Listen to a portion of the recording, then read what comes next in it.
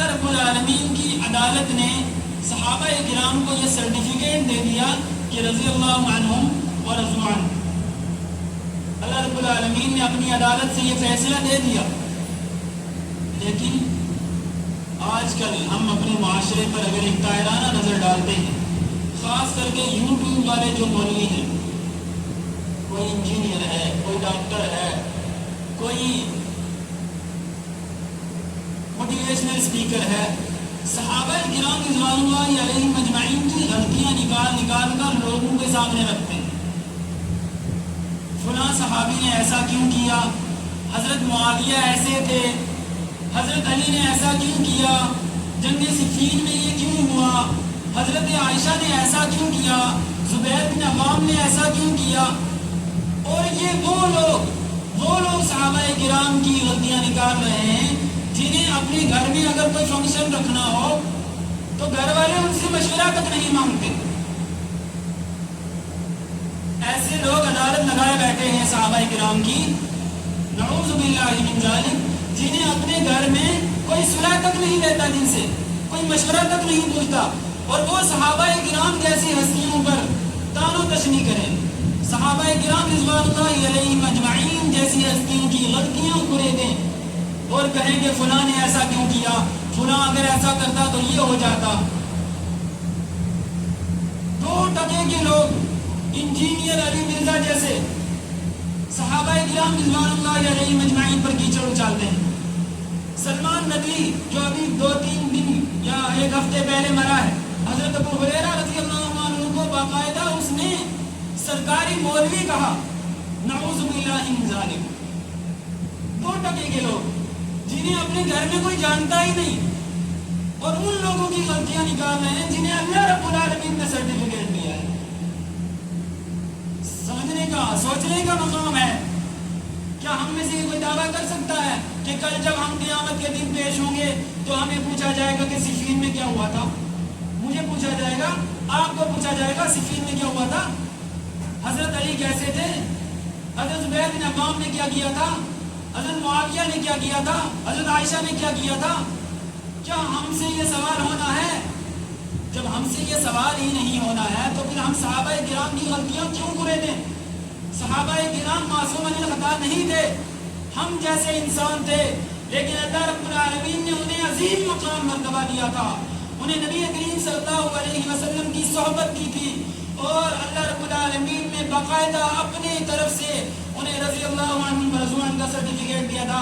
اب دنیا میں کسی شخص کو یہ بات زیبا نہیں دیتی کہ وہ صحابہ کرام کے بارے میں طعن و تشنیع کا شکار ہو، صحابہ کرام کے بارے میں اپنے ذہن و دماغ میں الٹی سیدھی باتیں لانے کی کوشش کرے. ہمارے اہل حدیث نوجوان علی مرزا سے متاثر ہو کر صحابہ کرام کے اوپر طعن و تشنیع کرتے ہیں. ہمارے اہل حدیث نوجوان جو اپنے آپ کو بڑا موحد سمجھتے ہیں، اپنے آپ کو اہل حدیث سمجھ لیا، گویا کہ ہم جنت ہمارے باپ کی، جیسے چاہا جب چاہا دروازہ کھول کے اندر چلے جائیں گے. ایسا بالکل نہیں ہے. صحابہ کرام کی فضیلتیں بہت بلند ہیں، ان کے مقام و مرتبہ بہت بلند ہے. ہمیں یہ بالکل شیبہ نہیں دیتا، یہ زیبا نہیں دیتا کہ ہم صحابہ کرام کے بارے میں ذرہ برابر بھی اپنی زبان کو دراز کریں. اگر کوئی شخص اپنی زبان کو صحابہ کرام کے بارے میں دراز کرنے کی کوشش کرتا ہے تو وہ کل قیامت کے دن حامان اور فرعون کے ساتھ اپنا حشر دیکھے گا، کیونکہ انہیں اللہ رب العالمین نے اپنی طرف سے سرٹیفکیٹ دے دیا ہے. اب ہمارے اور تمہارے سرٹیفکیٹ کی انہیں کوئی ضرورت نہیں ہے. وہ 1400 سال پہلے اس دنیا سے رخصت ہو گئے ہیں. ان کا معاملہ اللہ رب العالمین کی طرف ہے. ان سے جو غلطیاں ہوئی علماء کرام نے کہا ہے، ائمہ اعظام نے کہا ہے، اگر ان سے کوئی غلطی اور خطا ہوئی ہے تو اللہ رب العالمین کے یہاں ان کے اعمال اتنے بلند ہیں، ان کی قربانیاں اتنی بلند ہیں کہ ان کی وہ غلطیاں بالکل چھوٹی چھوٹی محسوس ہوتی ہیں، اور اللہ رب العالمین نے انہیں معاف فرما کر انہیں یہ مزدہ سنا دیا رضی اللہ عنہ ورضوا عنہ. سمجھنے کا مقام ہے، غور کرنے کا مقام ہے، اور ہم میں سے ہر شخص کی یہ ذمہ داری ہے.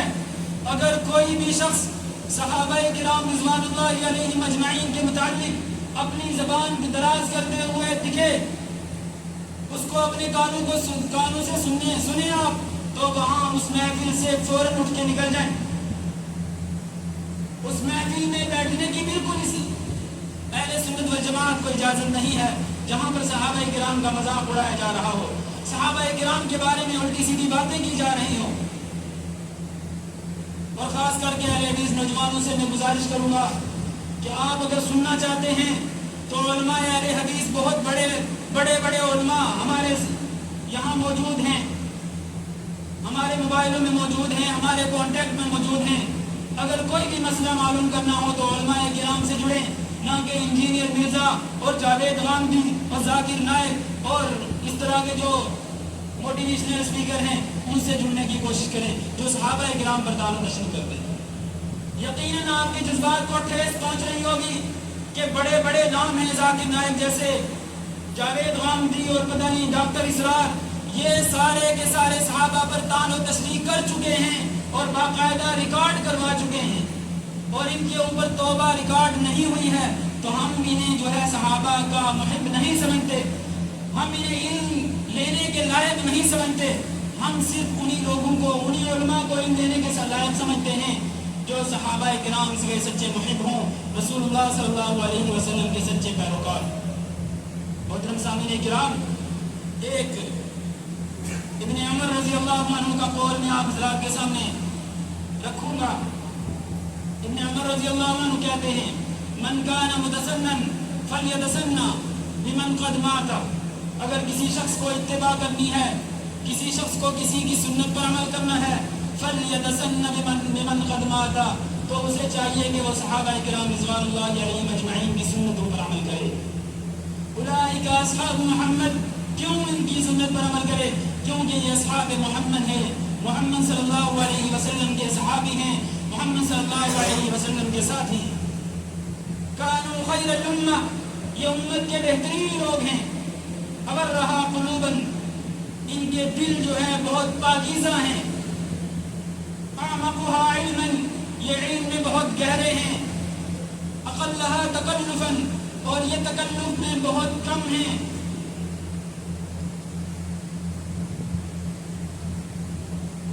صحابہ کرام رضوان اللہ علیہم اجمعین کے متعلق فرمایا اختارهم اللہ لصحبت نبیہ, اللہ رب العالمین نے انہیں نبی کریم صلی اللہ علیہ وسلم کی صحبت کے لیے اختیار کیا ہے. صحابہ کرام رضوان اللہ علیہم اجمعین کا آپ صلی اللہ علیہ وسلم کا ساتھی بننا اتفاق نہیں تھا, اللہ رب العالمین کی طرف سے اختیار تھا, جس کا قرآن مجید کے اندر جیتا جاگا ثبوت ہے. دوسری حدیث کے اندر اللہ کے رسول صلی اللہ علیہ وسلم نے فرمایا کہ اللہ رب العالمین نے جب بندوں کے دلوں کو دیکھا تو سب سے بہترین دل جو دنیا میں بندوں کا ملا وہ نبی کریم صلی اللہ علیہ وسلم کا دل تھا, اور جب اس کے علاوہ لوگوں کا دیکھا تو وہ صحابہ کرام کا دل تھا. چنانچہ اللہ رب العالمین نے صحابہ کرام کو نبی مکرم صلی اللہ علیہ وسلم کے لیے اختیار کیا, انتخاب کیا, اتفاق نہیں تھا. صحابہ کرام کا آپ کی امت میں پیدا ہونا, آپ کا ساتھی ہونا, یہ اتفاق نہیں تھا, اللہ رب العالمین کی طرف سے منتخب کیے ہوئے تھے. اللہ تعالیٰ نے فرمایا قل الحمدللہ, اے نبی صلی اللہ علیہ وسلم کہہ دیجئے کہ تمام کی تمام تعریفیں اللہ رب العالمین کے لیے ہیں. وسلام علی عبادہ الذین اصطفیٰ, اور سلام ہے ان لوگوں پر, ان صحابہ کرام پر جن کو اللہ رب العالمین نے چن لیا. اور ایک حدیث کے اندر اللہ کے رسول صلی اللہ علیہ وسلم نے فرمایا لا تسبوا اصحابی, میرے صحابہ کو گالی مت دینا. اب گالی دینے کا مطلب یہ نہیں کہ ماں بہن کی گالی دینا, گالی دینے کا مطلب یہ, گالی کا مطلب ہوتا ہے کسی کے لیے برے الفاظ کا استعمال کرنا, کسی کو برے الفاظ سے یاد کرنا. اگر کوئی شخص صحابہ کرام کو برے الفاظ سے یاد کرتا ہے, سلمان ندوی کی طرح برے الفاظ سے یاد کرتا ہے, علی مرزا جہلمی جہنمی کی طرح اگر کوئی صحابی کی غلطیوں کو ریڑھنے کی کوشش کرتا ہے, حضرت عائشہ کو غلط بتانے کی کوشش کرتا ہے, تو یہ نبی صحابہ کرام کو گالی دے رہا ہے. اللہ کے رسول صلی اللہ علیہ وسلم نے آگے فرمایا فوالذی بیدہ, اللہ کی قسم, اس ذات کی قسم جس کے ہاتھ میں میری جان ہے, اگر یہ لوگ بہت پہاڑ کے برابر بھی سونا خرچ کریں تو تو میرے صحابی کے ایک مد کے برابر بھی نہیں ہو سکتا.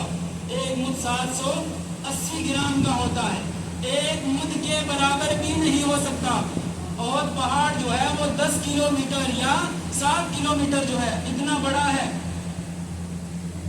اللہ کے رسول نے فرمایا کہ اگر کوئی شخص ان لوگوں میں سے بہت پہاڑ کے برابر بھی سونا خرچ کرے تو میرے صحابی کے ایک مد کے برابر بھی نہیں، بلکہ ایک مد تو کیا اس کے آدھے کے برابر بھی نہیں ہے. اندازہ لگائیں، اگر ہم میں سے کوئی شخص بڑا متقی پرہیزگار بن جائے، دن رات عبادت میں لگا رہے، نماز پڑھتا رہے، نوافل ادا کرتا رہے، دعائیں تہجد کرتا رہے، ہر طرح کی نیکی کرنے کی کوشش کرتا رہے، اللہ رب العالمین کا بہت برگزیدہ بندہ بن جائے تو وہ اللہ کا ولی تو بن سکتا ہے لیکن صحابی کا مرتبہ نہیں پا سکتا.